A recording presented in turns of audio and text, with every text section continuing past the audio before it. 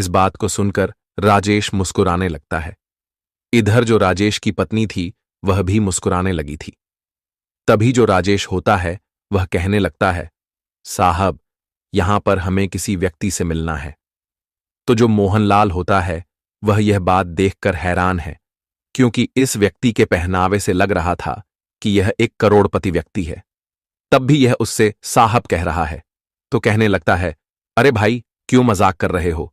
साहब तो तुम हो और हम साहब कैसे हो गए? तो राजेश कहने लगता है, नहीं साहब, मेरे लिए तो आप ही साहब हो।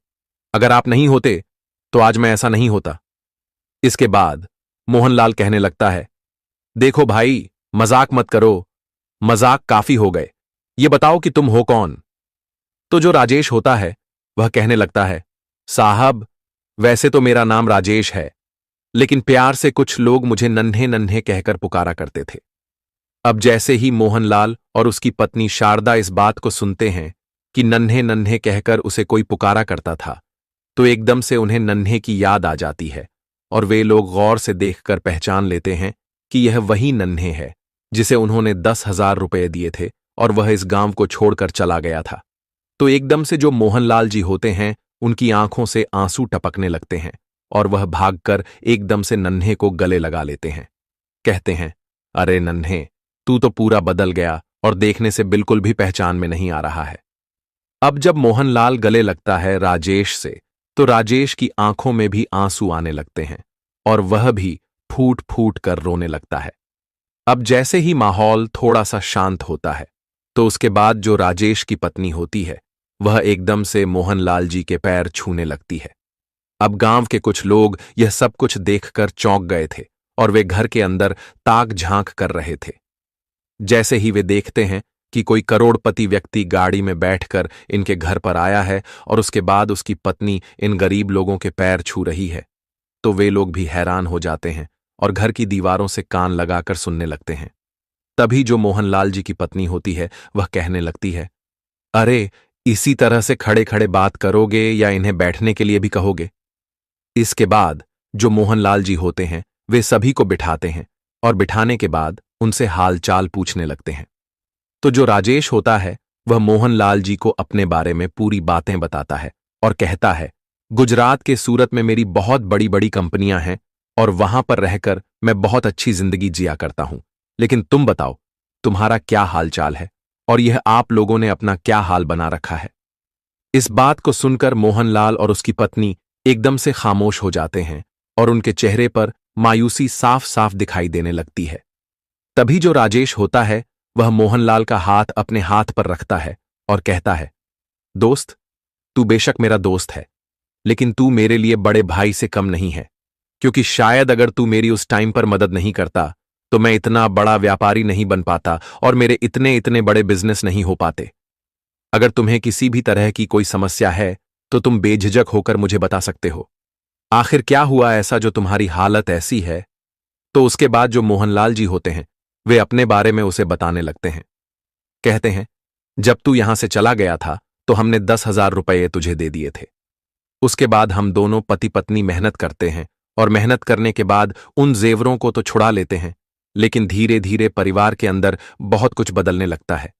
मेरी तबीयत खराब होने लगती है, बच्चे बड़े होने लगते हैं, उनकी पढ़ाई लिखाई का खर्चा और साथ में बेटी जवान होने लगती है। धीरे धीरे मैं बीमार रहने लगा। बीमारी के कारण मुझसे कमाने के लिए नहीं जाया जाता है। मेरा बेटा, जो कि बाहर मेहनत मजदूरी किया करता है और मेहनत मजदूरी करने के बाद परिवार की आर्थिक स्थिति को मजबूत करना चाहता था, लेकिन कैसे भी कर ले, इतना पैसा वह कहां से जोड़ सकता है? जो भी पैसे वह कमाया करता है उन पैसों से घर का खर्च चला करता है और साथ में मेरी बीमारी का इलाज भी हुआ करता है। मैंने अपनी बेटी को उसके मामा के यहां पर छोड़ रखा है ताकि घर का खर्च कुछ कम हो सके।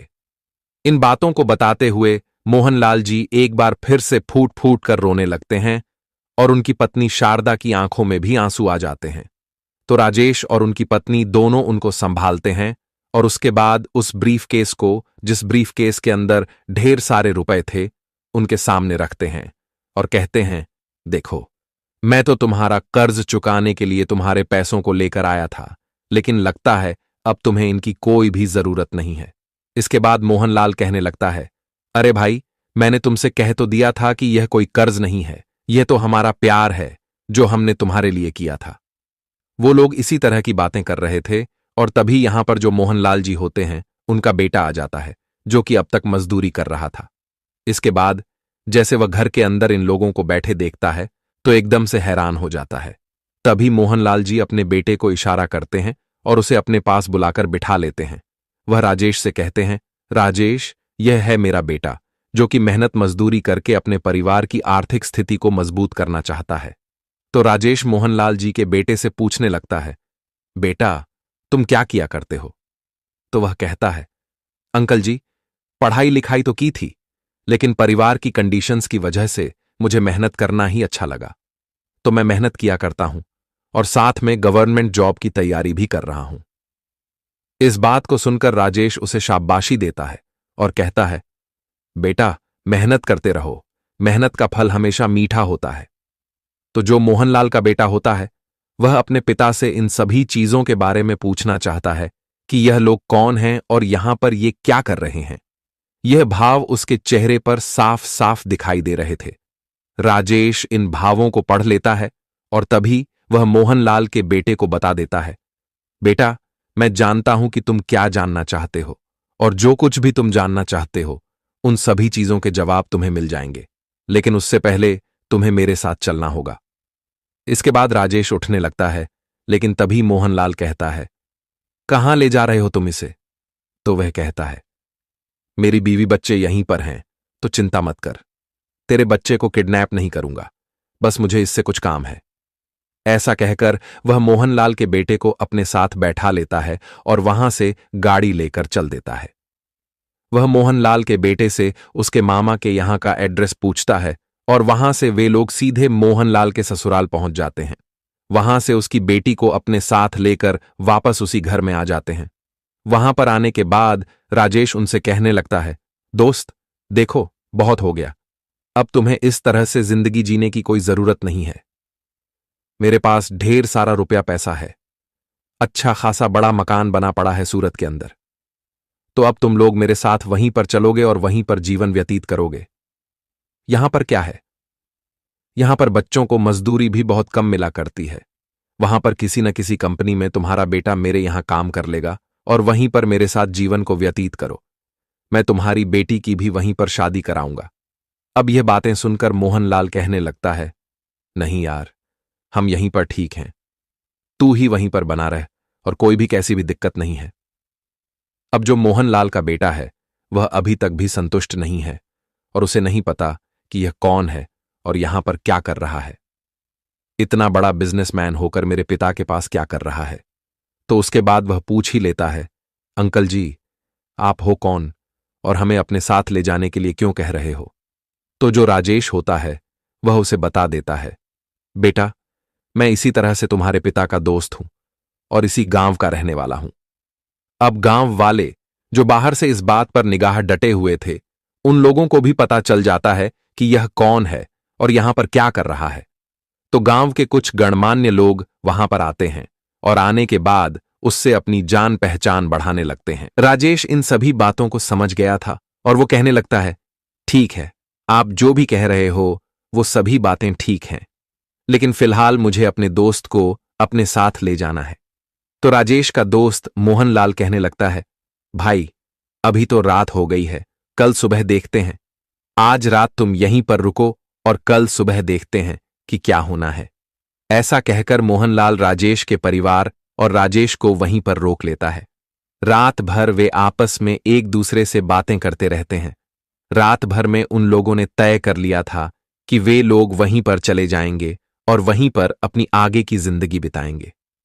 दूसरे दिन सुबह सुबह जो राजेश होता है वह पूरे परिवार को लेकर वहां से सूरत अपने घर में आ जाता है और वहीं पर उन्हें आदर सम्मान के साथ रखने लगता है।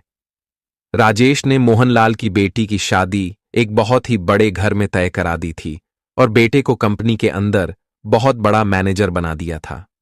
कुछ दिनों बाद मोहनलाल के बेटे की भी शादी हो जाती है और शादी होने के बाद उसकी जो पत्नी आती है वह भी उसी घर के अंदर रहने लगती है। इसके बाद मोहनलाल का बेटा अपने लिए एक अलग से मकान खरीदता है और उसके अंदर अपनी पत्नी के साथ रहने लगता है। मोहनलाल और उसकी पत्नी शारदा कभी अपने दोस्त के यहां पर रहते तो कभी अपने बेटे के यहां पर रह करते हैं और अच्छी तरह से अपने समय को व्यतीत करते हैं। अब गांव वाले भी जान चुके थे कि हमारे यहां का एक व्यक्ति वहां पर बहुत बड़ा व्यक्ति बन गया है। गांव से भी कुछ लोग उसके पास आने लगते हैं अपने अपने बच्चों की सिफारिश लेकर और कहते हैं, हमारे बच्चों को भी कंपनी में काम दे दो ताकि वे भी अपने भविष्य को बेहतर कर सकें। तो वह गांव के कुछ व्यक्तियों को वहां पर लगा लेता है और हंसी खुशी अपना जीवन व्यतीत करता है। फिलहाल 2024 में मोहनलाल जी की मौत हो चुकी है। उसका बेटा सूरत के अंदर वहीं पर रहा करता है और उसके 3 बच्चे हैं।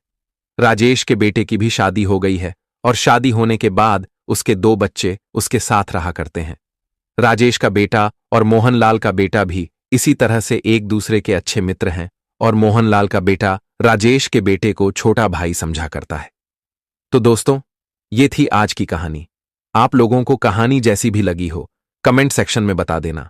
वीडियो अगर अच्छी लगी हो तो वीडियो को लाइक और चैनल को सब्सक्राइब जरूर करें ताकि हमें थोड़ा सा हौसला मिले आप लोगों के लिए ऐसे ही अच्छे अच्छे वीडियो बनाने के लिए।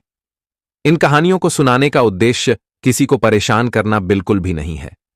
यह कहानी आपको इसलिए सुनाई जाती है ताकि आप लोग इन कहानियों में से कुछ न कुछ सीख सकें और अपने जीवन में उस चीज को अप्लाई कर सकें। मिलते हैं किसी नेक्स्ट वीडियो में नए टॉपिक के साथ। तब तक के लिए जय हिंद, जय भारत, जय हिंदुस्तान।